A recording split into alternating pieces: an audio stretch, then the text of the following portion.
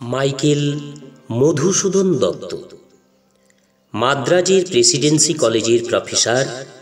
অধ্যাপকটি বাঙালি, কিন্তু বাংলা ভাষা তিনি প্রায় ভুলেই গেছেন। কাপড় জামা আচার ব্যবহার সবই তার সাহেবী। হঠাৎ আলাপ হলে কেউ বলবে না তিনি বাঙালি।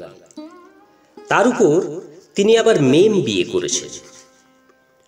অধ্যাপকটির বয়স বেশি নয়, প্রায় 24-25 বছর হবে। বন্ধুরা সব শুনে অবাক হয়ে গেল, বললে, বাঙালির ছেলে হয়ে তুমি বাংলা ভাষা জানো না? এটা তো আশ্চর্য ব্যাপার। যুবক মনে মনে প্রতিজ্ঞা করলেন, যেমন করেই হোক বাংলা ভাষায় বিশেষভাবে ব্যুৎপত্তি লাভ করবেন। সময়ের তালিকা তৈরি হয়ে গেল। সকাল 6টা থেকে 8টা পর্যন্ত হিব্রু পড়া, 8টা থেকে 12টা পর্যন্ত গ্রিক পড়া, 2টো থেকে 5টা পর্যন্ত তেলেগু ও সংস্কৃত ভাষা, 5টা থেকে 7টা পর্যন্ত ল্যাটিন ভাষা, 7টা থেকে 10টা পর্যন্ত ইংরেজি চর্চা। রাত 10টার পর খবরের কাগজের কাজ। যুবক তখন মাদ্রাজের স্পেকটেটর পত্রিকার সহকারী সম্পাদক। কাগজের নানা দায়িত্ব তখন তার উপরে।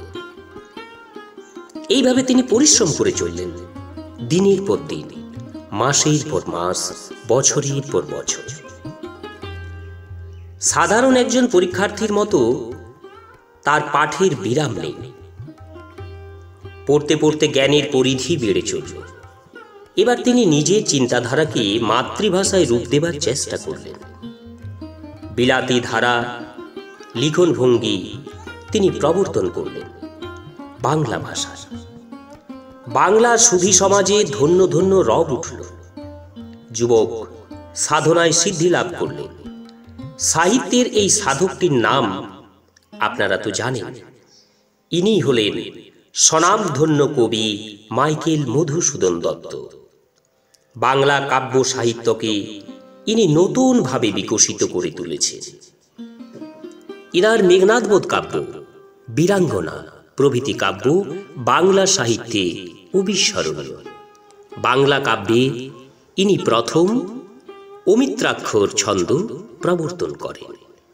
ইনি হলেন মাইকেল মধুসূদন দত্ত। নমস্কার। আগামী পর্বে আমরা আলোচনা করব দীনবন্ধু মিত্রের গল্প হলেও সত্য।